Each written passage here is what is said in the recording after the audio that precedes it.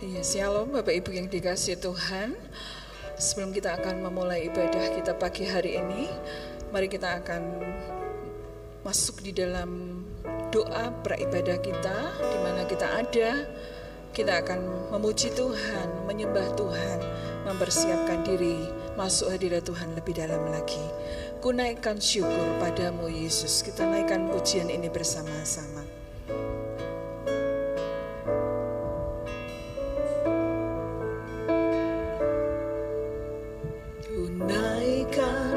Syukur padamu Yesus, ku sembah sujud kepadamu Tuhan, di hadapan tata kemuliaan-Mu, ku tinggikan, ku agungkan selamanya. Ku naikkan syukur,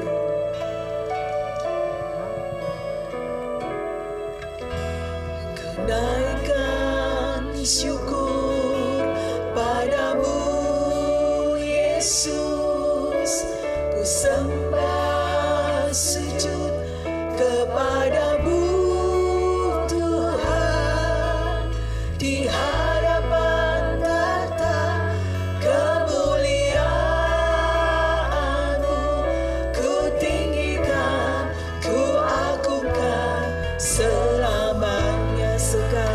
syukur bagimu Tuhan, segala puji syukur bagimu, ku tinggikan nama-Mu selalu, kemuliaan hanya bagimu,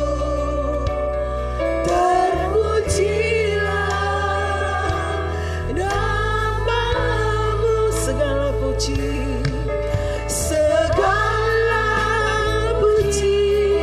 syukur bagimu,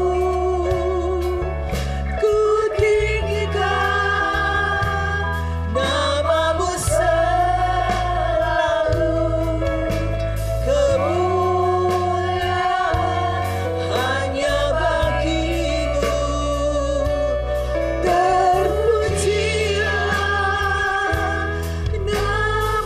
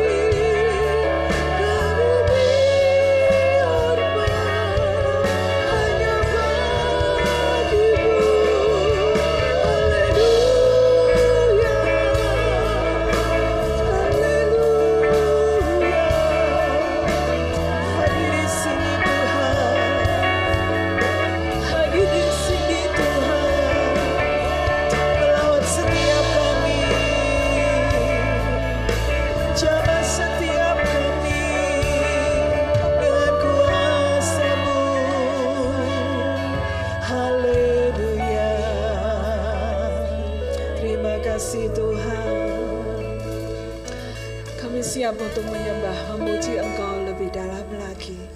Bertatalah dalam setiap ibadah kami saat ini. Dalam nama Yesus kami berdoa. Haleluya. Amin.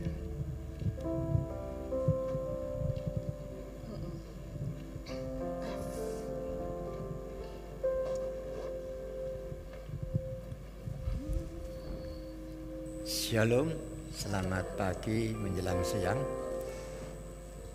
Kita bersyukur kepada Tuhan kalau Tuhan masih memberikan kesempatan kepada kita hari ini untuk bisa berkumpul bersama-sama untuk memuji, memuliakan nama Tuhan dan menerima berkat melalui firman Tuhan. Dan lebih daripada itu, kita diizinkan Tuhan untuk mempersekutukan diri kita dengan Tuhan melalui perjamuan kudus.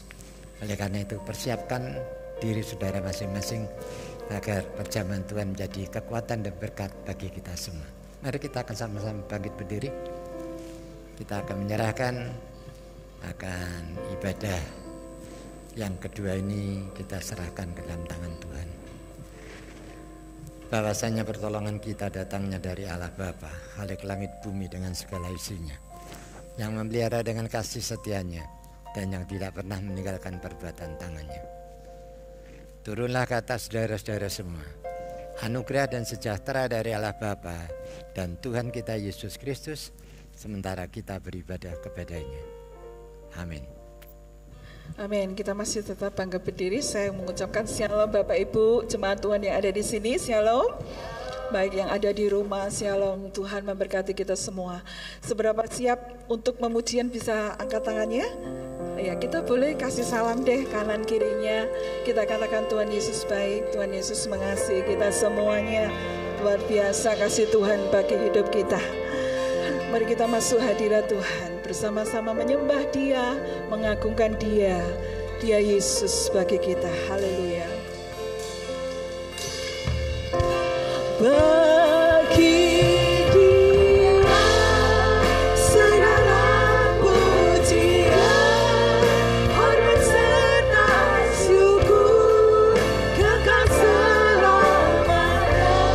Bagi Dia segala pujian, hormat serta syukur, selama-lamanya. Sama-sama bagi Dia. Bagi Dia segala pujian, hormat serta syukur, kekal selamanya. Bagi Dia segala pujian, hormat serta syukur, selama-lamanya. Naikkan pujian dengan segenap hati kita. Haleluya. Ya Yesus tak mati bagiku, Dia Tuhan yang menyelamatkan hidup kita semuanya. Haleluya. Mari puji Dia, sembah Dia dengan segenap hati kita. pujianku tak dapat ku balas kasih-Nya. Dia angkatku jadi anak-Nya, beri damai di dalam hidupku. Bagi Dia sembahku, hanya Dia salahnya bagiku. Kita angkat tangan kita, kita muliakan Tuhan. Bagi Dia segala puji, segala hormat. Haleluya. Dan hormat serta syukur, kekal selamanya. Bagi Dia segala pujian, hormat serta syukur, selama-lamanya. Saya rindu hanya jemaat Tuhan saja yang menaikkan pujian ini. Haleluya.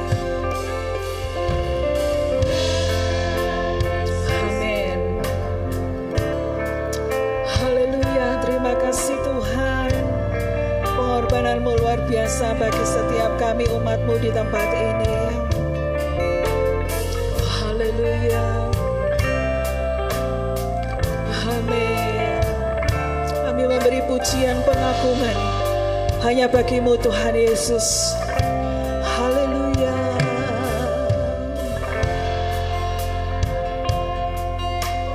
Haleluya. Terima kasih Tuhan. Amin. Damai sejahtera Tuhan diberikan buat kita semuanya pagi ini. Amin. Haleluya. Mari puji Tuhan. Bersama-sama katakan bagi Dia segala puji, hormat dan syukur kita. Bagi Dia segala pujian, hormat serta syukur kekal selamanya. Bagi Dia segala pujian, hormat serta syukur selama-lamanya. Bagi Dia segala pujian, hormat serta syukur kekal selamanya. Bagi Dia segala pujian, hormat serta syukur selama-lamanya.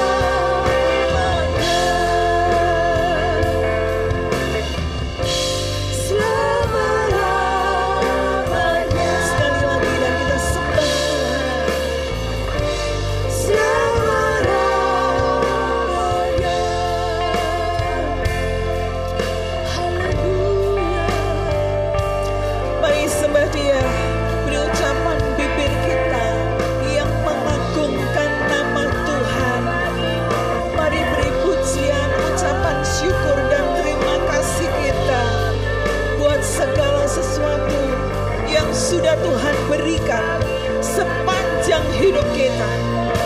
Oh haleluya, terima kasih Tuhan.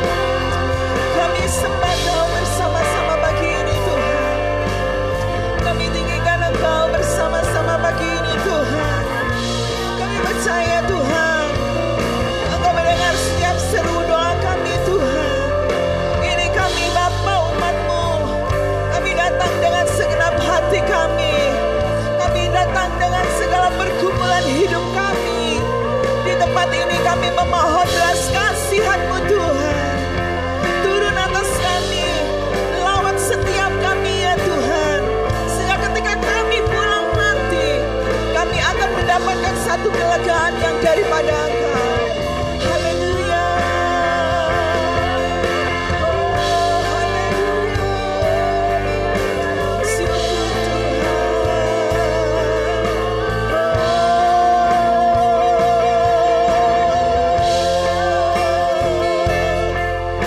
Haleluya. Terpujilah Kau Tuhan.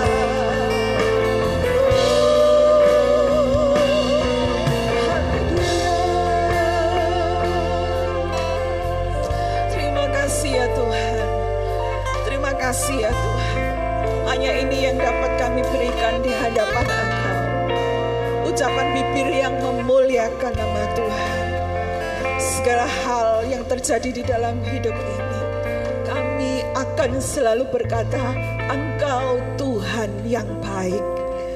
Biarlah Engkau taruh iman di dalam hati kami, sehingga kami tidak lemah, tetapi kami kuat karena Tuhan ada bersama kami.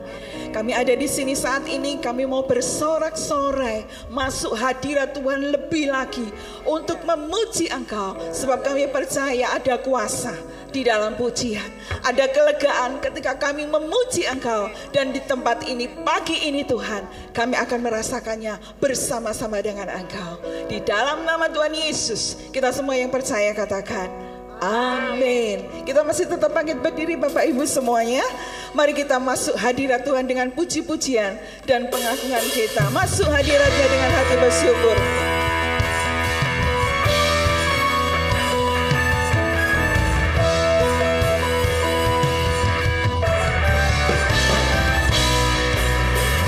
Masuk hadiratnya dengan hati bersyukur.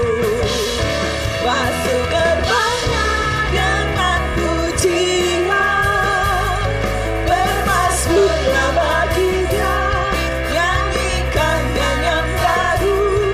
Bersukacita sekarang menyembah Dia. Mari masuk hadirat Tuhan dengan penuh sukacita. Masuk hadiratnya dengan hati bersyukur. Masuk gerbangnya dengan pujian.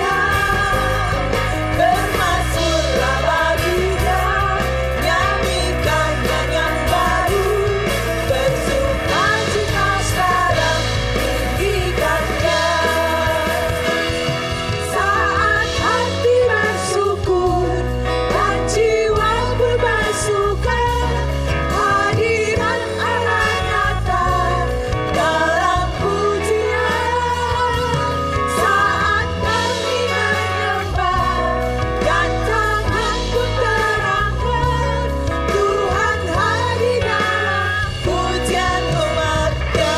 Haleluya. Mari dengan sukacita kita naikkan puji-pujian dan mazmur bagi Tuhan.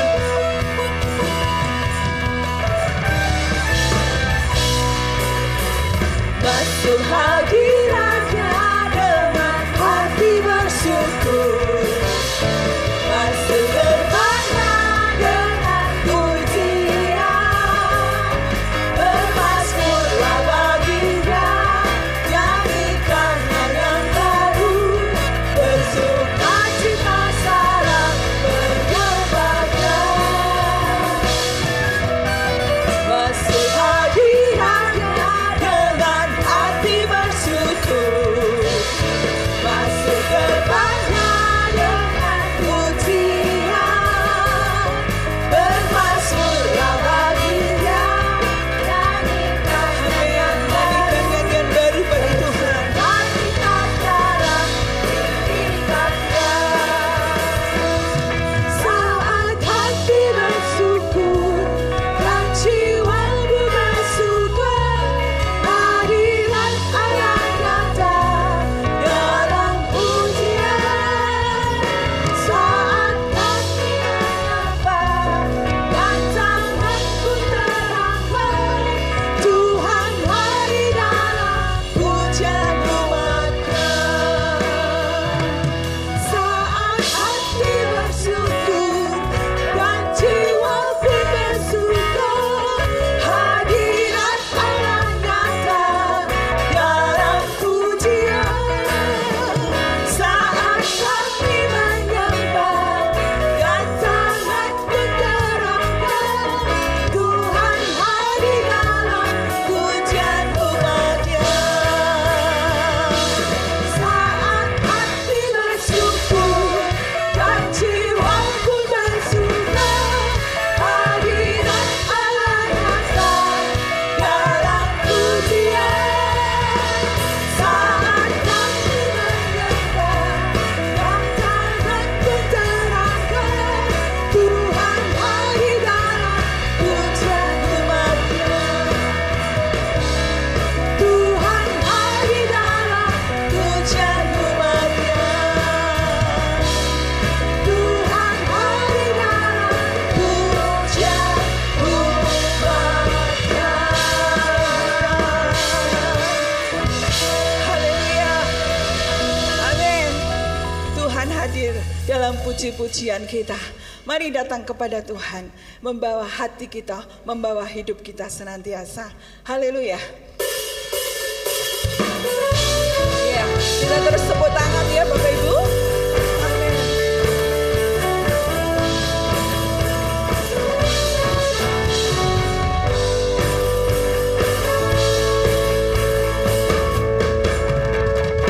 Ada keberkahanmu, ku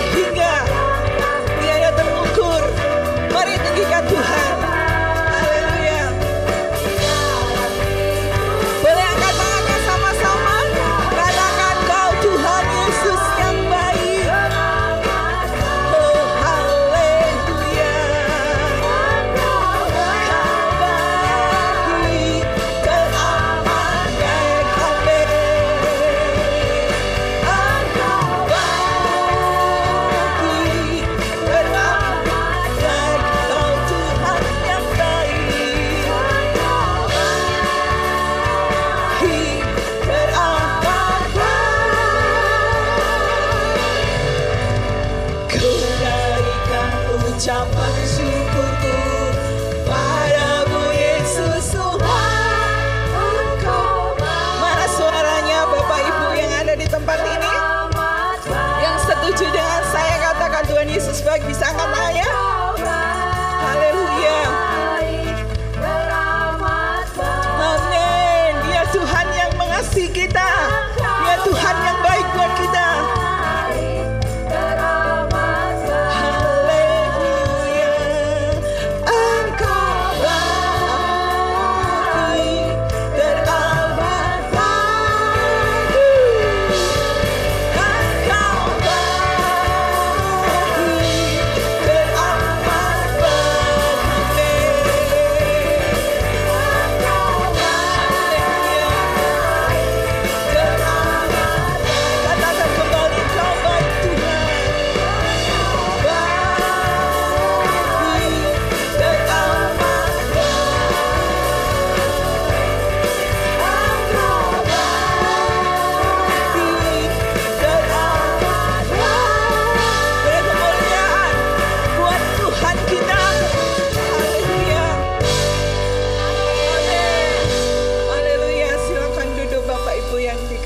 Tuhan. Haleluya.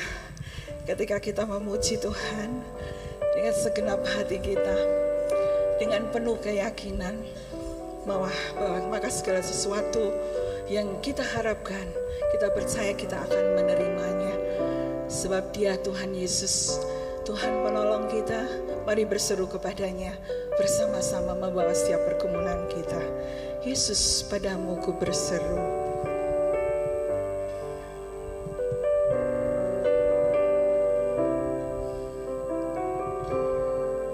Kau Tuhan, penolong dalam hidupku, ku percaya hanya kepadamu. Kau pegang tanganku dan tuntun langkahku. Yesus, kau perlindunganku. Kau Tuhan, kekuatan dalam hidupku, penolongku dalam kesesakan.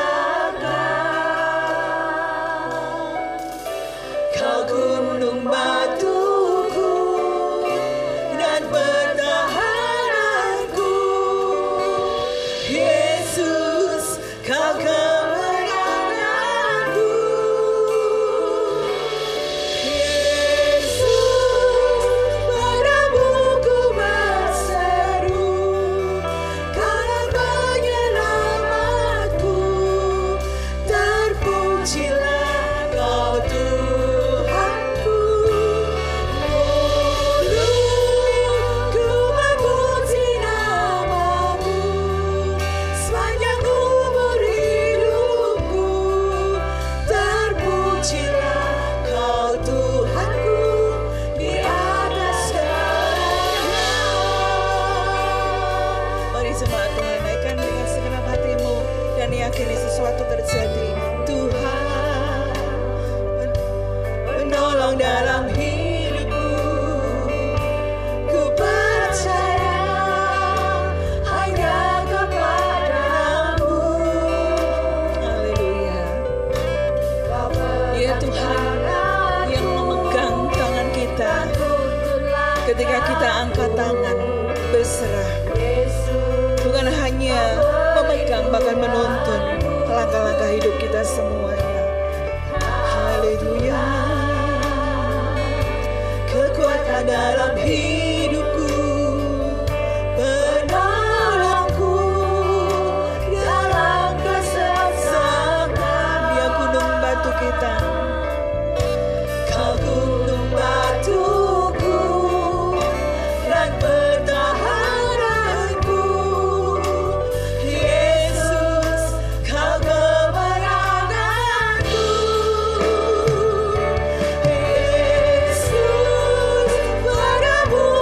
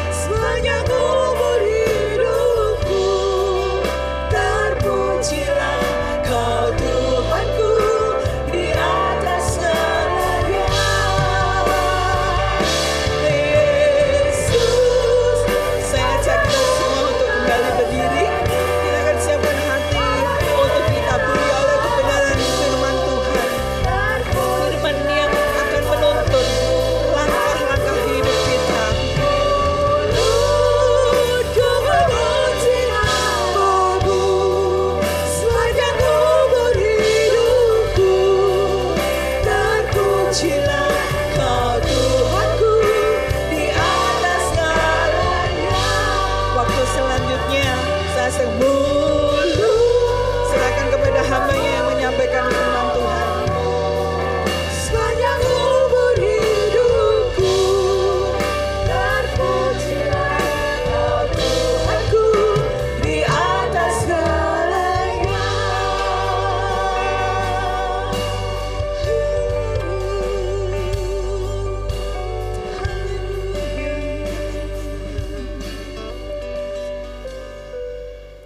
Haleluya. Kiranya kehidupan kami hanyalah untuk memuji dan memuliakan nama Tuhan. Terima kasih Bapa di dalam sorga. Biarlah setiap pujian yang sudah kami persembahkan kepada Tuhan menjadi persembahan yang harum di hadapan-Mu. Kini kami buka hati kami Tuhan untuk terima firman-Mu. Kami sadar kami manusia yang penuh dengan kelemahan. Terkadang kami tidak mudah untuk memahami apa yang Tuhan kehendaki bagi kami.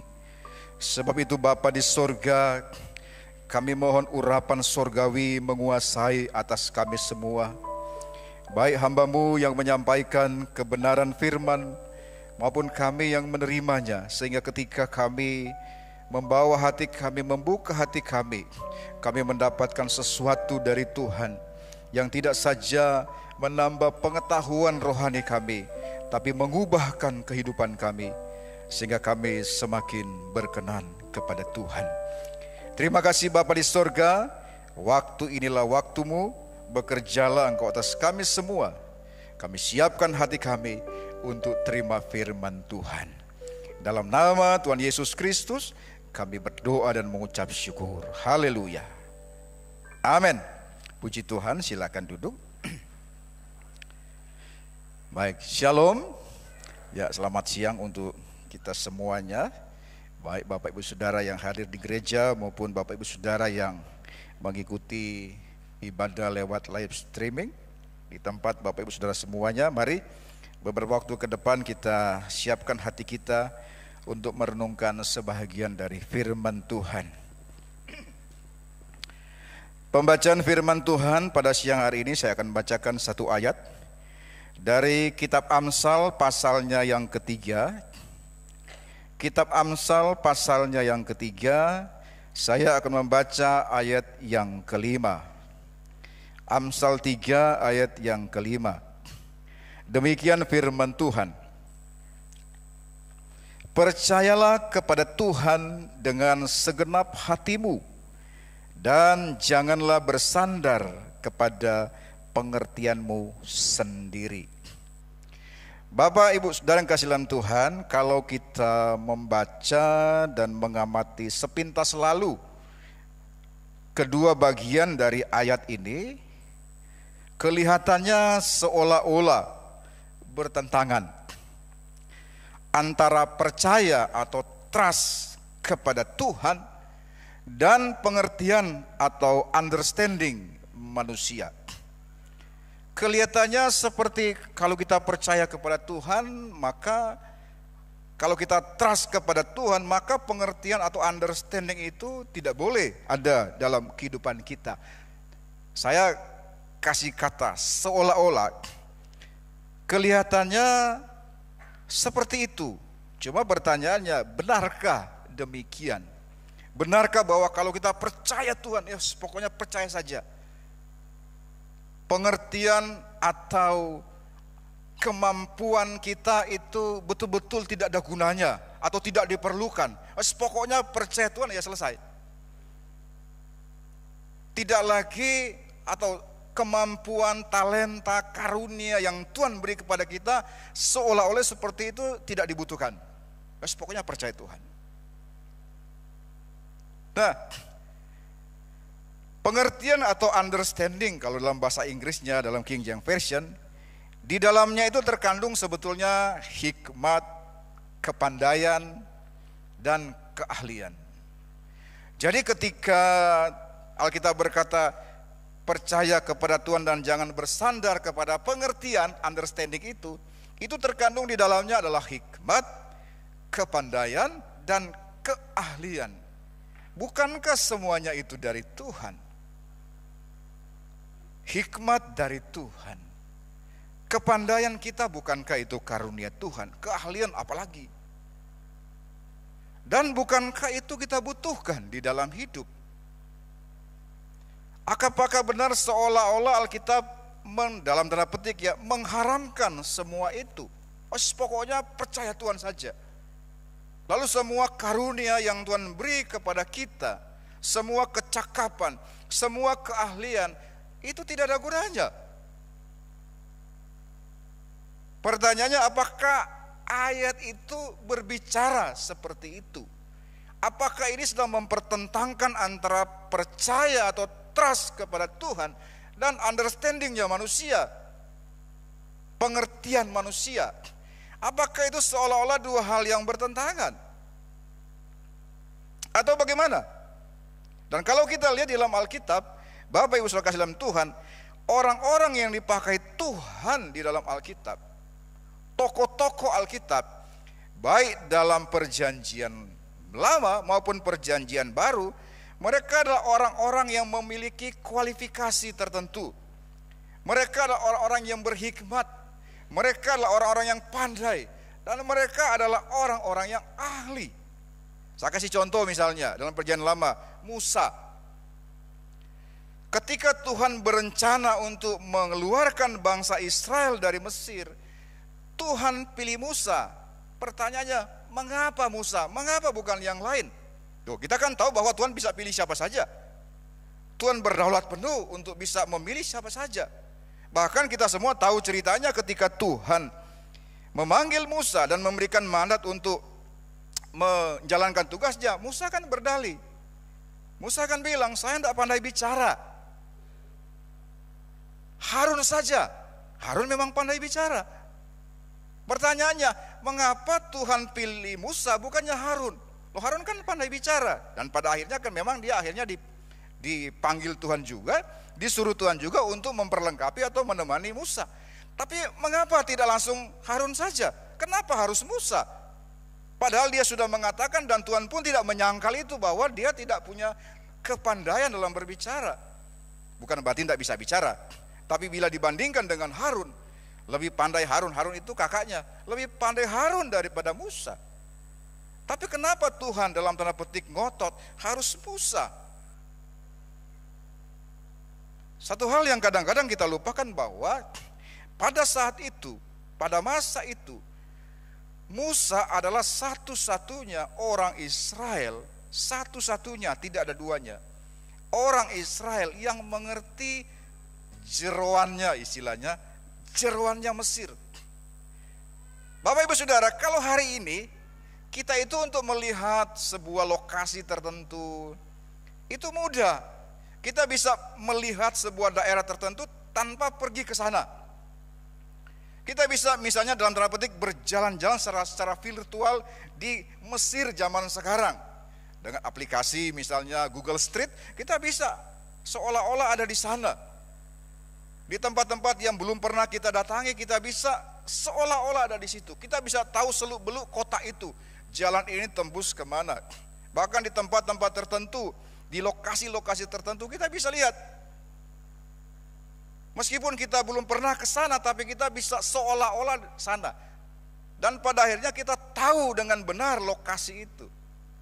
Tapi pada zamannya Musa, segala sesuatu yang berkaitan dengan Mesir itu adalah rahasia.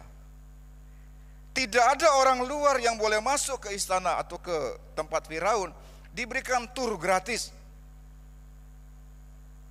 Dan Musa satu-satunya orang yang tahu. Kenapa? Karena dia tadinya adalah mantan pangeran Mesir. Dia hidup di dalamnya. Dia tahu persis bagaimana bahasa Mesir. Dia tahu persis bagaimana protokolnya kalau menghadap Firaun. Dan dia tahu bahayanya yang harus dihindari. Karena pada masa itu ketika ada orang datang mendekati istana Firaun, penjaga sudah siap di menara. Kalau gerak-gerik tertentu yang dianggap mencurigakan atau berbahaya, siap dipanah itu orang itu. Tidak bisa orang sembarangan datang bertemu dengan raja. Hanya orang-orang tertentu dan pengetahuan itu sangat terbatas. Itu bukan pengetahuan yang bisa diajarkan kepada semua orang. itu bukan pengetahuan yang merupakan pengetahuan umum, orang semua tahu. Tidak. Hanya orang-orang yang sangat terbatas yang tahu itu. Dan di antara orang Israel, Musa satu-satunya yang tahu. Maka ketika Tuhan memilih Musa, karena hanya dia yang bisa. Seandainya Musa bukan dipilih, Tuhan harus tunggu kapan lagi untuk menemukan atau mendapatkan atau ada orang yang dalam kualifikasi tertentu. Dari sini kita bisa lihat bahwa ketika Tuhan memilih seseorang untuk tugas tertentu, Tuhan itu tidak salah pilih, tidak asal pilih. Memang kita tahu Tuhan punya kemampuan untuk memperlengkapi setiap orang. Tapi ada hal yang kadang-kadang kita tidak pahami, bahwa Tuhan itu pilih orang yang memang mumpuni. Entah karena dia sudah dipersiapkan sebelumnya, entah karena dia sudah dalam rencana Tuhan yang tidak diketahui. Karena kita tahu ketika Musa ada di istana Firaun karena sebuah tragedi yang pada waktu itu ada instruksi untuk pembunuhan bayi-bayi laki-laki untuk menekan jumlah orang Israel supaya tidak berkembang dengan luar biasa. Lalu kemudian Musa dihanyutkan di Sungai Nil. Kebetulan yang dalam rencana Tuhan ditemukan oleh putri Firaun, lalulah hiduplah dia di sana.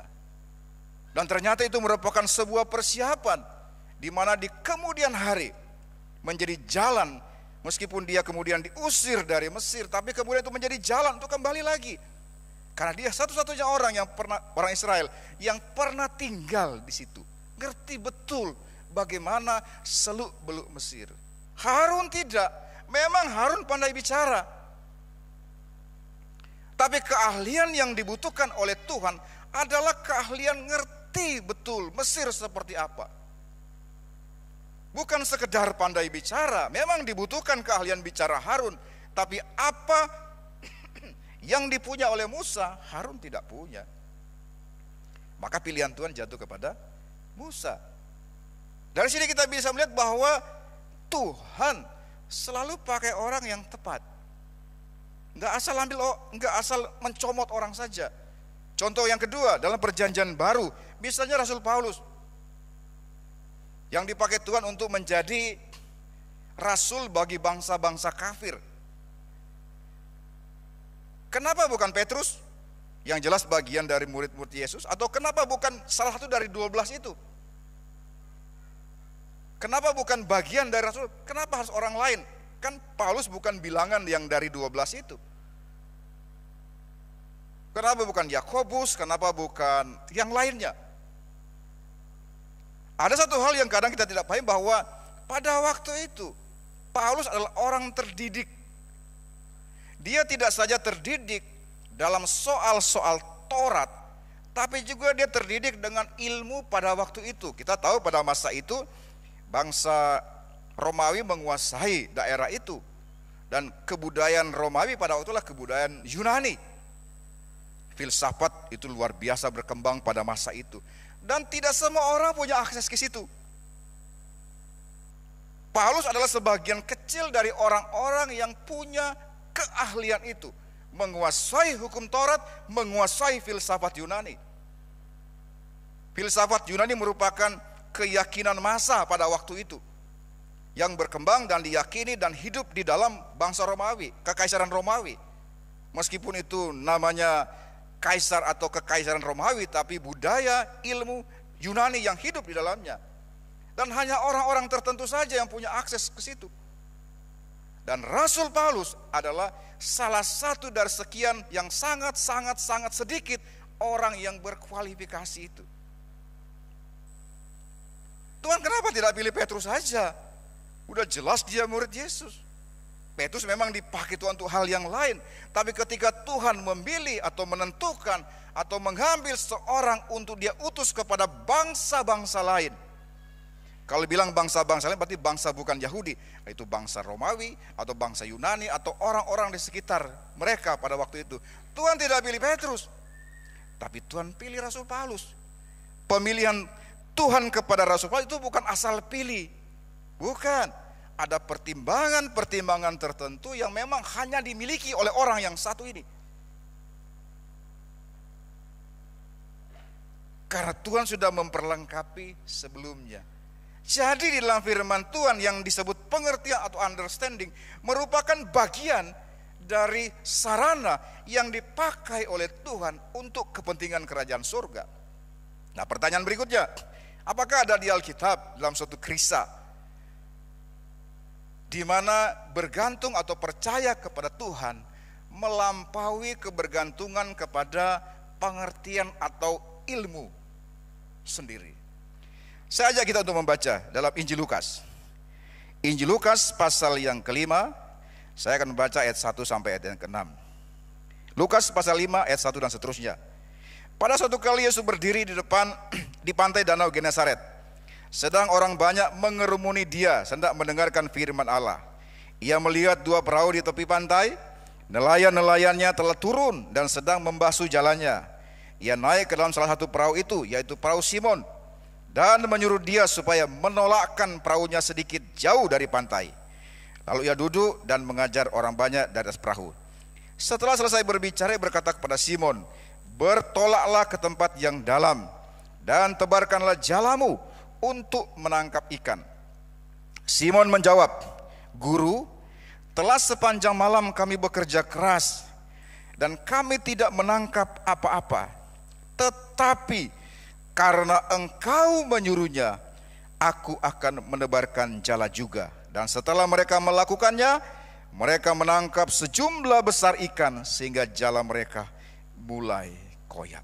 Simon atau Petrus yang kita kenal adalah seorang pakar dalam menangkap ikan.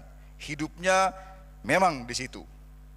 Pekerjaannya yaitu orang-orang yang sudah sekian lama menekuni sebuah bidang pekerjaan pasti ahli di bidang itu. Orang-orang yang memang cakap, memang itu sudah kerjaannya dari dulu yang dikerjakan yaitu, pasti dia cakap di bidang itu. Wong kerjaannya itu, setiap hari kerjaannya itu. Tidak usah diragukan lagi kalau soal menangkap ikan bagi Simon Petrus. Tetapi satu peristiwa, satu ketika, mereka semalam-malaman sudah kita baca tadi itu, menangkap ikan. Tapi tidak menemukan satupun. Saya percaya Simon Petrus pasti sudah mengerahkan seluruh kemampuannya, keahliannya, kepengalamannya sudah. Lawang itu tempat dia mencari ikan itu ya di situ-situ. Saya yakin dia tahu persis di mana ikan itu ada atau tempat di mana ikannya banyak. Dan dalam musim-musim yang seperti apa ikannya itu banyak. Oh, mesti hafal betul itu. Nggak usah diceritain. Tapi keahlian dan pengalamannya pada saat itu tidak bisa menolong dia. Dia sudah berkeliling. Mungkin setiap sudut dari danau Galilea itu sudah dia tebarkan jalannya. Tapi tidak dapat ikan. Embuh ikannya kemana itu? Pindah ke danau tetangga. Ya tidak mungkin, sebelahnya kan danau laut mati. Tidak mungkin ada ikan di situ. Tapi sudah, apa mungkin saya coba mengandaikan, pas ditebar di sini ikannya lari ke sana, diuber ke sana ikannya lari ke sini. Apa kira-kira seperti itu? Karena kan ternyata ada ikan di danau. Kan peristiwa berikutnya mereka dapat ikan banyak. Ikannya dari mana itu? Itu ikan benaran loh itu bukan ikan jadi-jadian loh itu. Tapi semalam-malamnya danaunya kan memang cuma di situ, enggak kemana-mana itu ikannya. Mestinya kan begitu. Ikannya ada di situ karena setelah dia menebarkan jala sesuai perintah Yesus kan dapat ikan banyak. Pasti tadi ikannya itu, saya yakin itu ikan itu tidak tiba-tiba bertelur lalu jadi gede itu, enggak, itu memang sudah ada di situ ikannya. Kemana tadi ikannya itu? Semalam-malamnya mereka kejar-kejar itu. Tebar di sini enggak ada ikan. Tebar di sana enggak ada. Mungkin balik ke sini lagi enggak ada. Entah berapa kali dia menebar. Wah, semalam-malaman kok. Apalagi mereka tahu kalau mereka pulang tidak bawa hasil, keluarganya tidak makan, pasti mereka bekerja keras itu. Tapi tidak dapat apa-apa. Oh, jangan bilang bahwa Petrus itu tidak ahli, itu pakar itu. Dia bukan nelayan baru saja, bukan baru mulai menebar jala. Hidupnya dari kecil di situ. Memang dia nelayan, ngerti betul kondisi danau itu. Dia tahu persis di mana biasanya ada ikan. Dia tahu persis di mana atau kondisi bagaimana ikan itu banyak. Dan memang kenyataannya ada ikan banyak di dalam. Ada. Tapi kok enggak ketemu. Enggak ketemu. Tapi ketika Yesus katakan, tebarkanlah jalamu. Simon bilang, Tuhan semalam-malaman. Tapi ini yang paling menarik Bapak Ibu Saudara. Pengakuan dari Simon Petrus. Telah sepanjang malam kami bekerja keras dan kami tidak menangkap apa-apa. Dia sudah mengerahkan keahliannya, dia sudah mengerahkan pengetahuannya, dia sudah mengerahkan pengalamannya. Pokoknya apa yang dia tahu, apa yang dia pahami sudah dia lakukan. Tidak ada hasil. Tapi katanya, tapi karena engkau menyuruhnya. Dia tahu persis kalau disuruh Yesus untuk menebarkan jalannya, dia tahu dia sudah mungkin sudah entah yang kesekian kalinya dia menebar di situ dan tidak dapat apa-apa.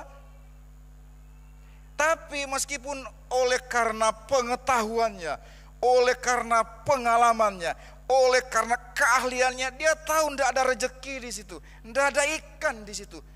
Pengalamannya sudah membuktikan itu dan itu masih hangat, barusan saja.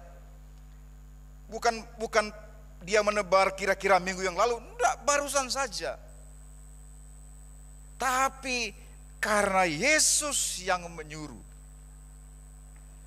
aku akan menebarkan jala juga. Barangkali inilah ini maksud firman Tuhan tadi itu. Percaya kepada Tuhan dan jangan mengandalkan pengertian sendiri. Bukan berarti pengertian tidak dibutuhkan. Bukan berarti kemampuan keahlian itu tidak dibutuhkan. Oh, sangat dibutuhkan. Tidak mungkin Tuhan Yesus menyuruh Petrus untuk menebar jala kalau dia bukan nelayan.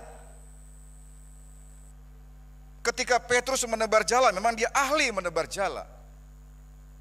Memang dia ahli di bidang itu. Tapi keahliannya tidak bisa menolong dia. Dan dia tahu persis itu.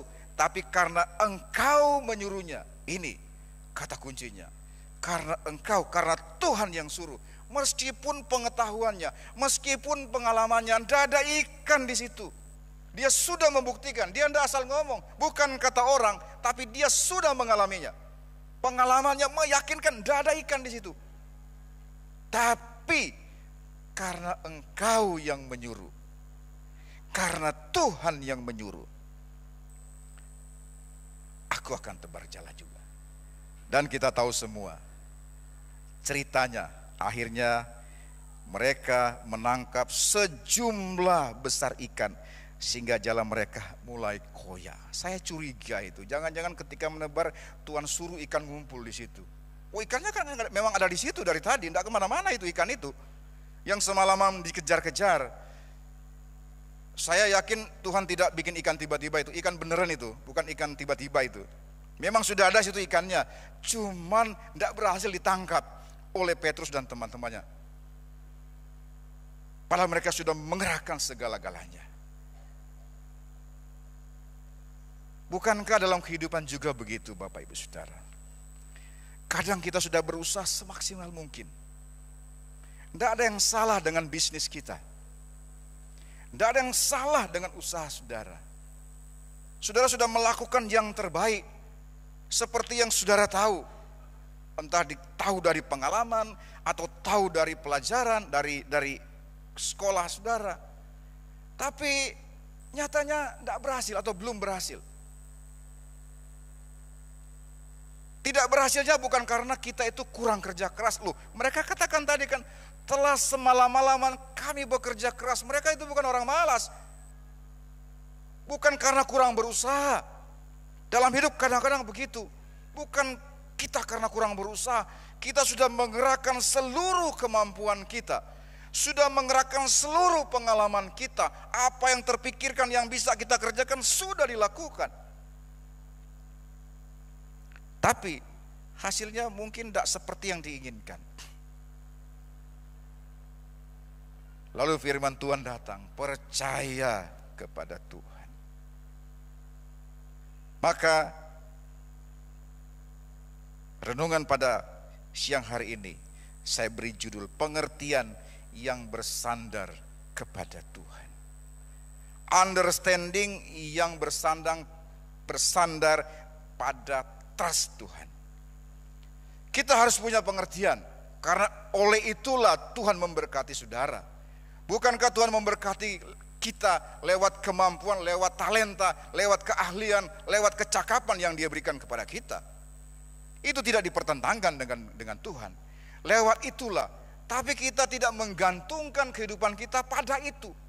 Karena Alkitab sudah membuktikan, Petrus dengan keahliannya, dengan kemampuannya, dengan pengalaman yang tidak kurang-kurang, ternyata tidak bisa itu. Atau ada saat di mana tidak bisa diandalkan. Ketika Tuhan datang, meskipun perintah Tuhan itu sebetulnya bertentangan dengan pengalaman dan pengetahuannya yang sudah terbukti benar, tapi Dia bilang, karena Engkau yang menyuruh, dan dia percaya akan hal itu, maka aku menebar jala juga. Hasilnya itu tidak tanggung-tanggung, bukan 1-2 ekor. Dan barangkali itu kali pertama mereka menangkap ikan sebegitu banyak. Saya coba pikir-pikir, mungkin tidak hanya mereka yang menangkap ikan pada waktu itu. Kan di situ banyak nelayan. Mungkin nelayan yang lain itu bernasib yang sama. Mereka juga mungkin nihil itu. Selain Petrus dan teman-teman, mungkin ada nelayan yang lain. Kan bukan hanya Petrus satu-satunya nelayan di Danau Galilea. Ada juga nelayan yang lain. Yang ketika mereka tidak mendapat hasil, mereka pulang karena tidak bertemu dengan Tuhan Yesus. Tapi karena Petrus bertemu dengan Tuhan Yesus, jadi harusnya mungkin jatah ikan-ikan buat yang lain dikasih ke dia semua itu. Sehingga perahunya kan hampir koyak itu. Mestinya jatahnya buat nelayan yang lain, karena ikan ini mungkin disuruh Tuhan ngumpul-ngumpul. Kalau Petrus nebar jala, udah masuk ke jalannya. Oh bisa, karena Alkitab ada cerita Tuhan menyuruh ikan itu. Dalam cerita mana itu? Yunus. Ketika Yunus dilempar ke laut, kan Tuhan suruh. Alkitab bilang kok, atas ketentuan Tuhan datang itu ikan. Ikannya disuruh oleh Tuhan untuk telan Yunus dan dibawa ke pantai. Bukan tidak mungkin Tuhan juga suruh ikan di danau itu. Ikan-ikan, entah apa namanya, ikan gurame, lele, segala macam. Pokoknya kalau Petrus nebar jala, kalian masuk sendiri ke jalannya itu. Kenapa tidak? Dan harusnya itu jatah banyak nelayan. Karena yang nangkap cuma Petrus, yang lain kan sudah pulang. Ini asumsi saya. Sudah pulang, akhirnya kan dia kebagian banyak. Yang jatahnya nelayan sak kampung misalnya, ini cuma jatah tuh. Maka dikatakan kan perahu mereka hampir tenggelam tuh, jalan mereka hampir koyak. Nggak mampu itu untuk nangkapin ikan punya banyak orang sebenarnya. Dari sini kita bisa ambil pelajaran. Ketika kita percaya kepada Tuhan, ikut perintah Tuhan, meskipun mungkin pengalaman kita, pengetahuan kita berkata sebaliknya. Tidak mungkin. Saya sudah membuktikan, pengalaman saya berkata begitu. Tapi kalau kita percaya kepada Tuhan, satu hal yang tidak mungkin, satu hal yang sulit. Tapi kalau kita percaya kepada Tuhan, bukan cuma terjadi, bahkan terjadi melebihi apa yang kita bayangkan. Petrus, saya yakin dia tidak bisa membayangkan, dia pulang dengan ikan yang banyak. Dan barangkali itu waktu itu mereka satu-satu kalinya mereka nangkap ikan sebanyak itu. Sehingga perahu mereka hampir tenggelam, jala mereka hampir koyak. Mungkin di waktu-waktu kemarin belum pernah mereka dapat tangkapan sebanyak itu. Yang hari itu mestinya mereka pulang tangan kosong, keluarga mungkin tidak makan. Tapi hari itu hanya karena satu perkataan, karena Engkau yang menyuruhnya, aku akan tebarkan. Dan karena perkataan itu dan dilanjutkan dengan tindakan iman, dia lakukan. Meskipun saya yakin dia mungkin berpikir, oh poyong, ikan tadi baru saya tebar jala di sini, tidak ada kok. Tapi meskipun itu dia tetap lakukan. Ketika dia menebarkan jala, dapat ikan banyak. Saudara, kita punya keahlian, kemampuan. Tapi kita tahu bahwa kemampuan kita terbatas. Hidup akan jauh lebih mudah kalau kita mengandalkan Tuhan. Tapi jangan salah paham. Mengandalkan Tuhan itu bukan berarti mengabaikan karunia, kepandaian, hikmat yang Tuhan berikan. Tidak. Karena lewat cara itulah Tuhan bekerja atas saya dan saudara. Tapi kita tidak boleh menggantungkan itu kepada hidup kita di situ. Seolah-olah karena saya pandai, seolah-olah karena saya cakap. Memang betul, mungkin secara intelektual Bapak Saudara pandai, cakap karena punya pengalaman. Tapi bukankah pengalaman itu kadang-kadang tidak relevan lagi? Pengalaman bisnis 10-20 tahun yang lalu mungkin tidak relevan lagi zaman sekarang. Hal-hal yang dianggap sukses di masa lalu sekarang tidak relevan lagi. Tapi apapun itu, kalau kita bergantung dan bersandar kepada Tuhan, karena Dia yang menjamin kemenangan, sama seperti Petrus. Dan ini bukan pengalaman satu-satunya, bisa juga menjadi pengalaman kita bersama. Maka apa yang Tuhan janjikan menjadi bagian kehidupan kita. Saya tutup dengan satu ayat. Roma pasal yang ke-8 ayat 28. Kita tahu sekarang bahwa Allah turut bekerja dalam segala sesuatu untuk mendatangkan kebaikan bagi mereka yang mengasihi Dia, yaitu bagi mereka yang terpanggil sesuai dengan rencana Allah. Kita tahu sekarang bahwa Allah turut bekerja dalam apa? Dalam segala sesuatu. Saya memahami segala sesuatu itu adalah tadi itu understandingnya manusia yang Tuhan sudah berikan kepada kita, hikmat yang Tuhan berikan, kepandaian yang Tuhan berikan, kecakapan yang Tuhan karuniakan. Lewat itulah Allah turut bekerja, memperlengkapi, memampukan kita, sehingga kita bisa mencapai rencana Tuhan dan keberhasilan di dalam kehidupan kita. Amin. Tuhan Yesus memberkati kita semuanya. Mari kita berdoa. Terima kasih Tuhan. Kami percaya Tuhan mengasihi kami. Dan Tuhan tidak pernah merencanakan kegagalan dalam kehidupan kami. Ada begitu banyak rencana-rencana Tuhan yang indah buat kami. Kami mungkin punya pengetahuan akademik.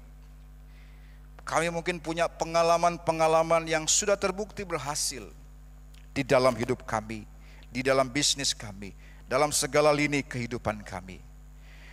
Tapi kami sadar Tuhan lewat kebenaran firman Tuhan pada siang hari ini, kami tahu pengetahuan kami, pengalaman kami tidak selalu bisa menolong kami.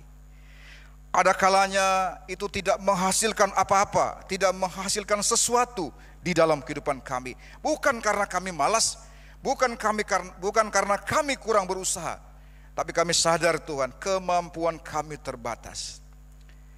Tapi kami sadar juga Tuhan Engkau punya solusi untuk hal itu.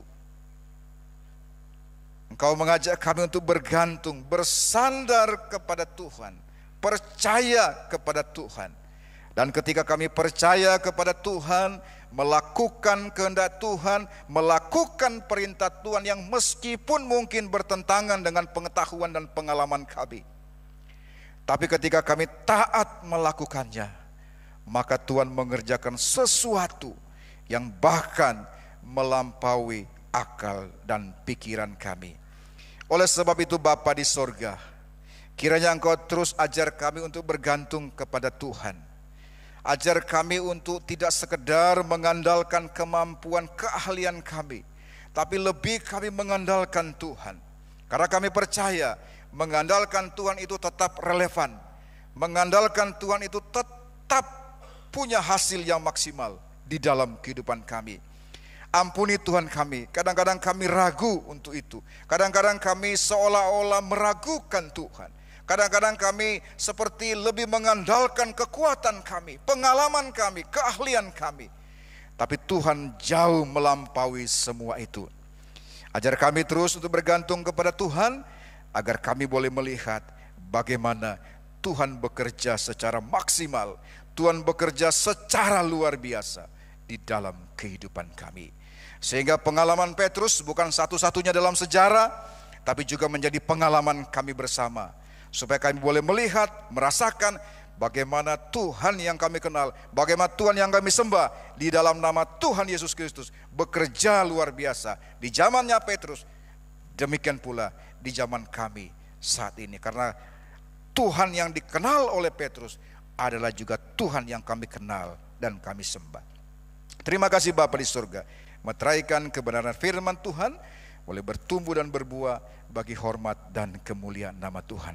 Kami terima firman Tuhan dan mengucap syukur di dalam nama Tuhan Yesus Kristus. Haleluya. Amin. Puji nama Tuhan. Siapkan untuk perjamuan. Saya serahkan ke Pak Lukas.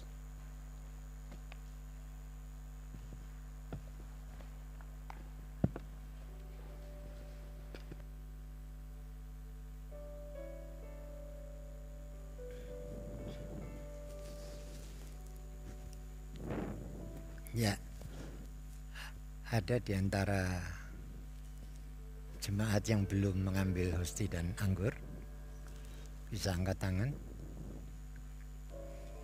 Sudah semua ya? Oke. Saya panggil para majelis yang hadir untuk maju ke depan, dan para hamba Tuhan bisa maju mendampingi saya.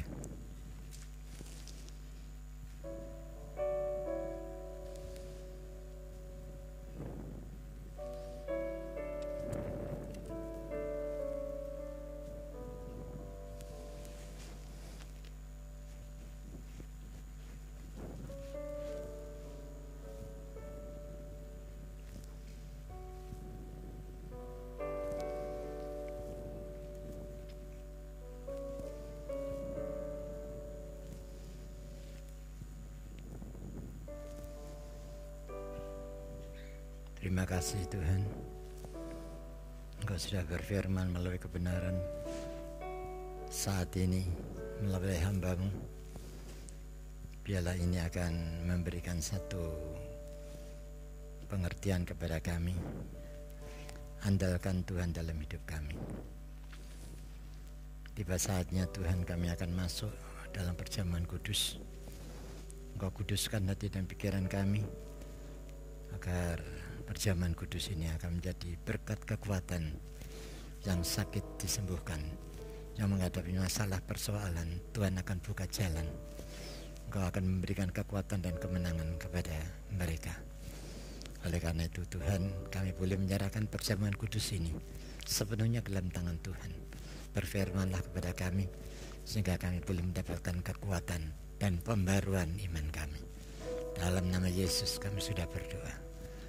Amin. Ya, hari ini kebenaran firman Tuhan mengajar kepada kita bahwa andalkan Tuhan dalam hidup kita. Allah itu adalah kasih. Oleh karena itu saya akan bacakan kebenaran firman Tuhan. Saudara-saudara yang kekasih, marilah kita saling mengasihi. Sebab kasih itu berasal dari Allah, dan setiap orang yang mengasihi lahir dari Allah dan mengenal Allah.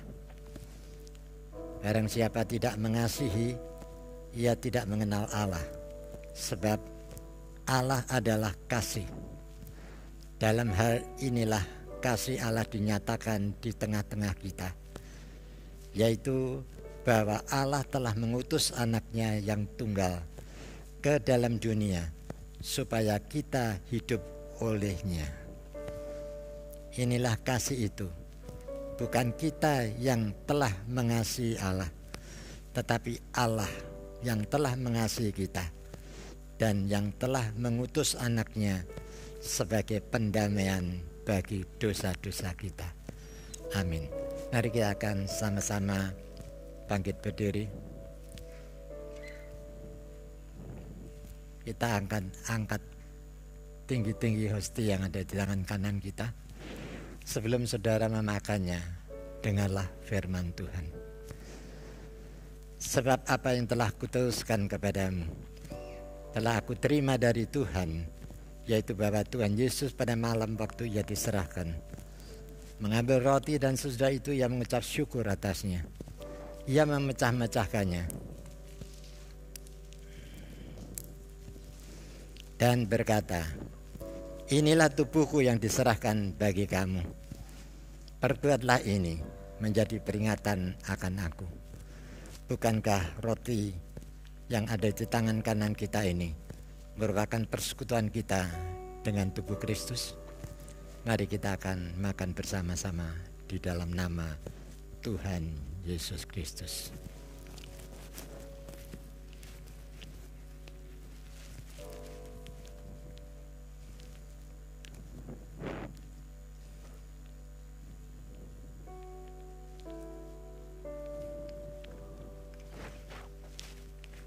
Sekarang kita akan angkat tinggi-tinggi cawan yang ada di tangan kanan kita ini. Sebelum saudara meminumnya, dengarlah firman Tuhan. Demikian juga ia mengambil cawan sudah makan lalu berkata, cawan ini adalah perjanjian baru yang dimeteraikan oleh darahku. Perbuatlah ini setiap kali kamu minumnya menjadi peringatan akan aku. Sebab setiap kali kamu makan roti ini dan minum cawan ini, kamu memberitakan kematian Tuhan sampai ia datang. Bukankah cawan ucapan syukur, di mana kita mengucapkan syukur ini merupakan persekutuan kita dengan darah Kristus? Mari kita akan minum bersama-sama di dalam nama Tuhan Yesus Kristus.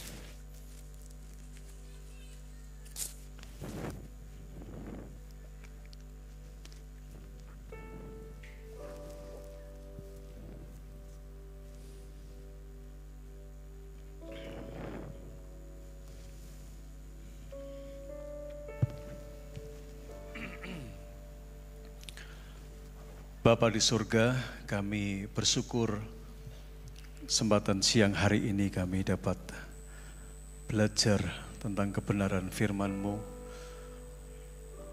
Untuk dalam perjalanan hidup kami tidak bersandar kepada pengertian kami sendiri. Segala usaha manusia akan mendatangkan kesia-siaan ketika Engkau tidak terlibat di dalamnya. Kami bersyukur karena Engkau Tuhan yang turut bekerja dalam segala sesuatu untuk mendatangkan kebaikan bagi kami yang mengasihi Engkau. Ada keterlibatan Tuhan di dalamnya yang lebih dominan, sehingga kami memberikan ruang dan tempat yang begitu lebar dan luas untuk Tuhan bekerja. Amin, Yesus. Sehingga apa yang tidak mungkin bagi kami menjadi mungkin bagi Tuhan. Amin. Segala sesuatu bisa terjadi oleh karena seizin Tuhan. Benar, Yesus. Itu sebabnya siang hari ini setiap kami melangkah dalam bentuk apapun juga, Tuhan, kami mau belajar untuk terus melibatkan Engkau di dalamnya. Segala kemampuan yang ada dalam kehidupan kami, sebab tidak memberikan jaminan yang utuh untuk kami berhasil, untuk kami sukses. Tetapi ketika di tengah-tengah keterbatasan kami sekalipun, di situ Tuhan terlibat, di situ Tuhan ada, maka yang mustahil menjadi tidak mustahil lagi. Amin. Segala sesuatu bisa kami capai.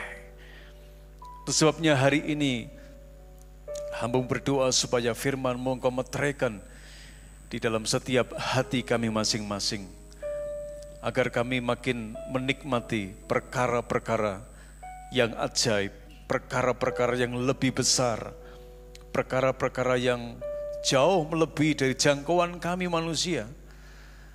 Kami bersyukur kalau kami bisa bergerak bersama dengan Tuhan, yang jangkauan Tuhan tidak terbatas. Dan itu yang Kau sediakan bagi kami, untuk hidup di dalam janji Tuhan. Meteraikan firman-Mu, sehingga setiap kami dikuatkan, baik yang ada di rumah Tuhan ini ataupun yang ada di rumah-rumah. Bahkan lewat persekutuan dengan tubuh dan darah Yesus, kami kian hari makin kian dikuatkan, diteguhkan. Bahwasanya di dalam pengorbananmu ada pengampunan yang sejati, ada kesembuhan, ada pemulihan, ada kelepasan.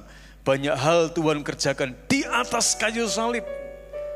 Terlebih pengampunan dosa itu sudah Engkau berikan. Hari ini kami yang lemah, kami disembuhkan, kami dipulihkan. Kami percaya itu Tuhan. Dengan iman percaya kami. Amin, amin, benar. Ada sesuatu yang Tuhan sedang kerjakan atas tubuh kami masing-masing. Ketika terkendala dengan kelemahan tubuh, kami berdoa bilur-Mu menjadi jawaban dalam hidup kami. Amin, Yesus. Sekalipun tenaga medis sudah tidak memungkinkan untuk menolong kami, menyelamatkan kami, menyembuhkan kelemahan tubuh kami. Benar, Yesus. Tetapi di dalam bilur-Mu Amin. ada kuasa Amin. untuk menyembuhkan. Terima kasih Tuhan. Kuatkan, teguhkan dalam sepanjang perjalanan kehidupan kami. Haleluya. Agar benar-benar kami dapat menikmati kelimpahan kasih karunia Tuhan. Mulai hari ini, seterusnya, bahkan sampai selama-lamanya. Haleluya. Dalam nama Tuhan Yesus kami berdoa.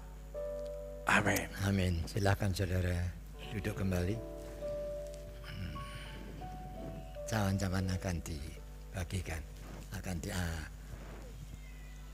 oleh majelis.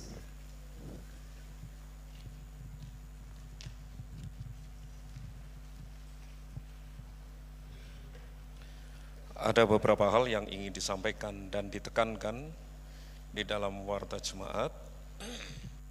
Tetapi pertama-tama kami ingin menyambut apabila ada di antara Bapak Ibu Saudara sekalian ada yang baru pertama kali hadir dalam pertemuan ibadah di tempat ini. Mohon kesediaannya untuk bangkit berdiri untuk kita sambut. Ada?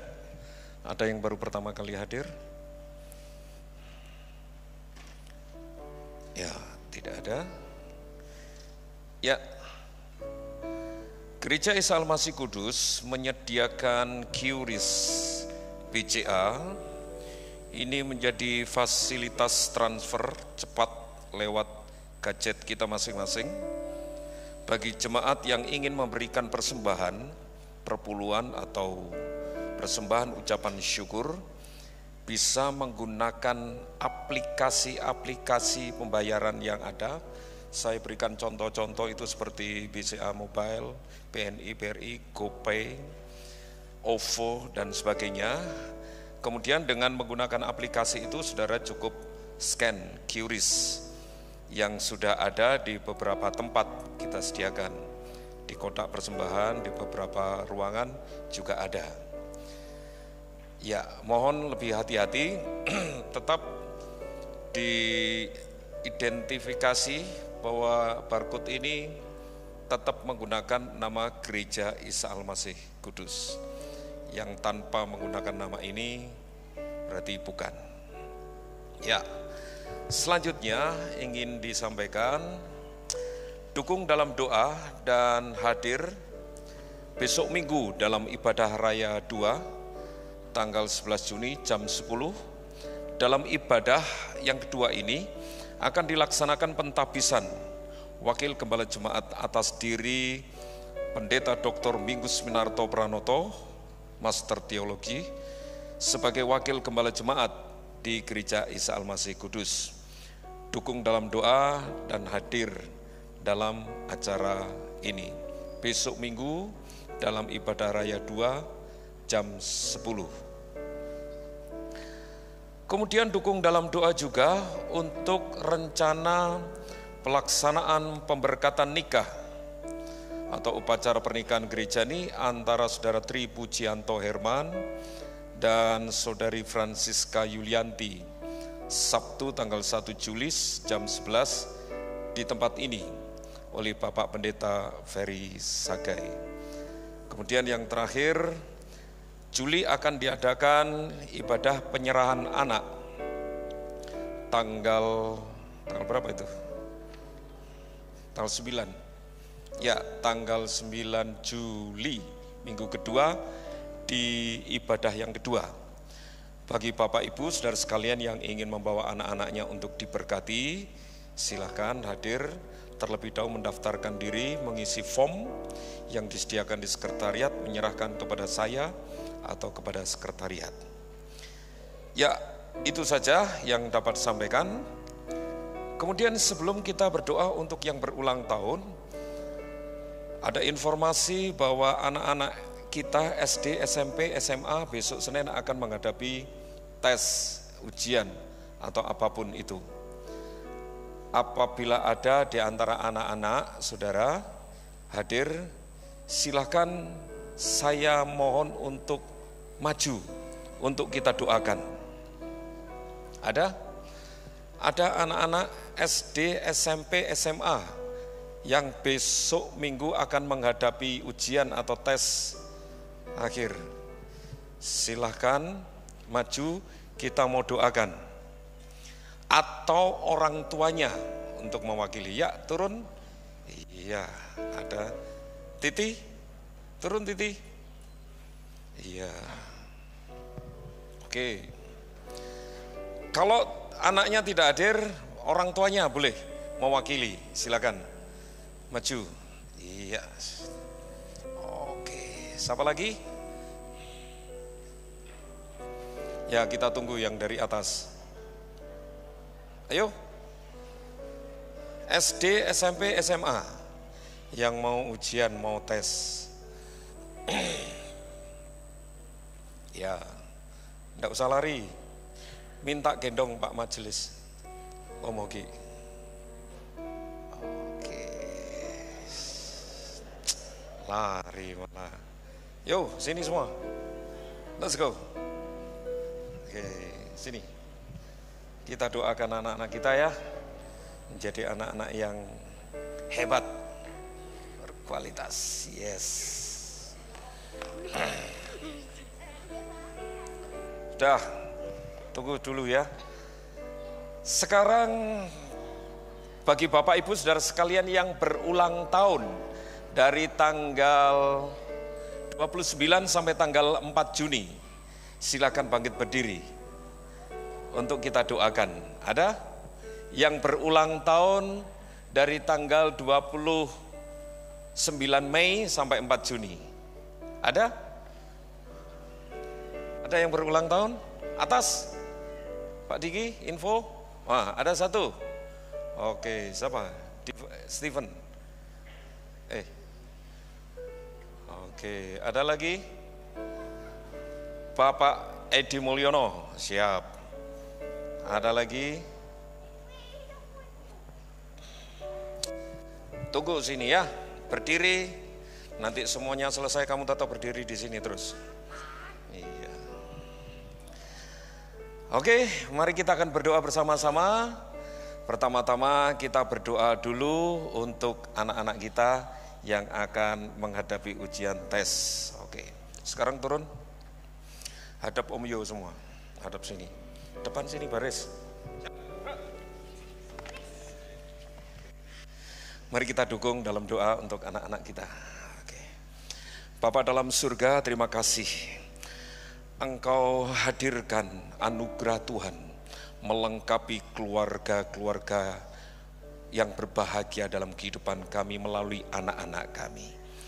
Dan terima kasih Engkau percayakan kami sebagai orang tua mendidik mereka, tumbuh kembang mereka senantiasa ada di dalam pertumbuhan iman di dalam Kristus. Bapa dalam surga, besok Senin mereka akan menghadapi ujian. Mereka akan menghadapi tes. Tuhan tolong, Engkau berikan hikmat kepada anak-anak-Mu ini untuk senantiasa memiliki kecerdasan, mampu mengingat seluruh materi pelajaran yang diberikan oleh guru mereka dan dapat menjawab dengan baik dan nilai yang memuaskan dengan sikap jujur di hadapan Tuhan. Oleh sebab itu, berkati anak-anak kami, kiranya menjadi anak-anak yang berkualitas, anak-anak yang mampu menyatakan kebenaran Kristus di dalam kehidupan mereka. memberkati masa depan mereka, memberkati cita-cita perjalanan hidup mereka, memberkati orang tua mereka. Berikan kesehatan, stamina prima, selama mengikuti ujian, tes atau apapun, tetap ada di dalam pemeliharaan Tuhan. Tuhan menolong, Tuhan memberkati, dan terus menjaga dan melindungi anak-anak kami. Anak-anakku, Tuhan memberkati engkau dengan kepandaian, memberkati engkau dengan kesehatan, stamina prima, untuk dapat menikmati pertolongan Tuhan, pemeliharaan Tuhan dalam hidupmu. Kerjakan semua tes-tes ujian yang engkau hadapi dengan pertolongan Tuhan dan mengandalkan Tuhan, dan alami kehadiran Tuhan dalam hidupmu. Tuhan memberkati engkau. Di dalam nama Tuhan Yesus kami syukur dan berdoa. Demikian pula kami berdoa untuk anak-anakmu yang saat ini berulang tahun, dimanapun mereka berada, yang saat ini mengikuti ibadah di tempat ini maupun mengikuti ibadah secara online. Tuhan, tangan Tuhan terulur atas anak-anakmu untuk menyatakan berkat di hari ulang tahun mereka. Di hari spesial ini, Tuhan juga akan berikan hadiah berkat yang spesial kepada anak-anakmu. Limpahi dengan kesehatan, kekuatan, stamina prima buat anak-anakmu yang berulang tahun untuk dapat menikmati pemeliharaan Tuhan yang luar biasa. Mujizat demi mujizat, berkat demi berkat, engkau nyatakan kepada mereka sebagai bukti bahwa Tuhan adalah Tuhan yang sanggup memelihara kehidupan mereka. Dan berikan kerinduan dalam kehidupan mereka untuk menjadi berkat bagi orang lain. Saudaraku yang berulang tahun dimanapun engkau berada, Tuhan memberkati engkau. Kasih karunia, rahmat, damai sejahtera dari Allah Bapa, cinta kasih sayang dari Tuhan Yesus Kristus di dalam persekutuan Roh Kudus memberkati engkau. Demikian pula kami berdoa untuk anak-anakmu yang saat ini mengalami kelemahan tubuh, dimanapun mereka berada, di rumah sakit, di rumah. Tangan Tuhan juga akan melawat anak-anakmu ini, menyatakan kuasa dan mujizat sesuai dengan iman percaya anak-anakmu. Bangkitkan semangatnya, bangkitkan rohnya, berikan keteguhan iman untuk terus tetap percaya kepada kuasa Tuhan yang sanggup memulihkan, menyembuhkan, dan menyehatkan. Tuhan menolong dan Tuhan memberkati saudara-saudara kami yang saat ini mengalami kelemahan tubuh. Terima kasih Tuhan. Di dalam nama Tuhan Yesus kami bersyukur dan berdoa. Haleluya. Amin. Tos. Selamat berjuang. Iya. God bless you. Selamat berjuang. Merdeka. Saya serahkan.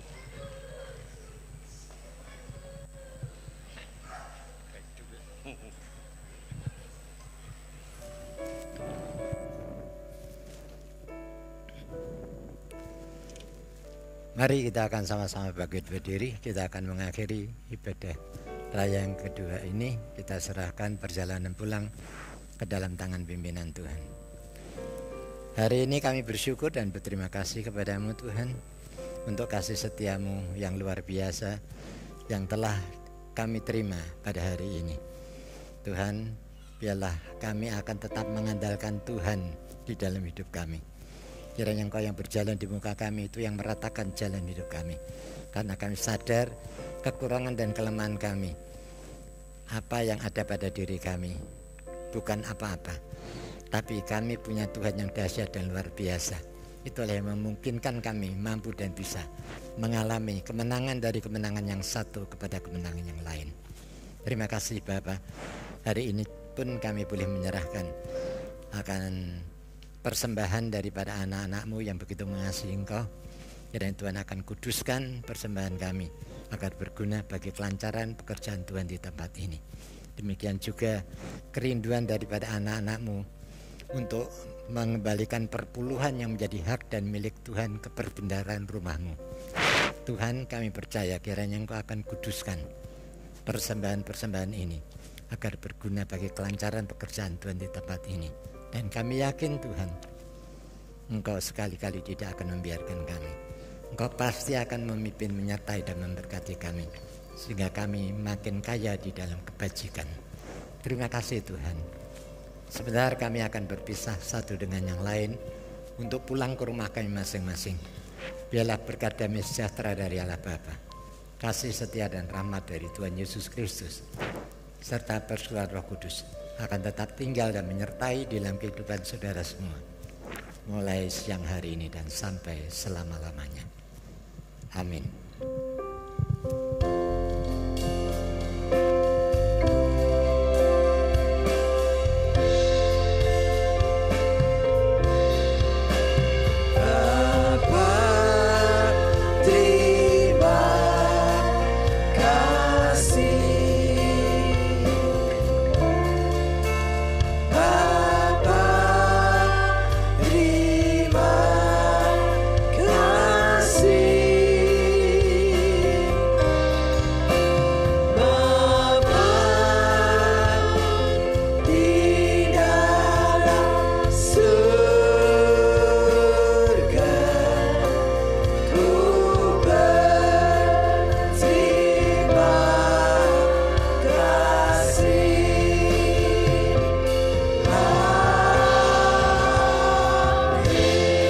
Selamat ulang, Tuhan Yesus memberkati kita semua.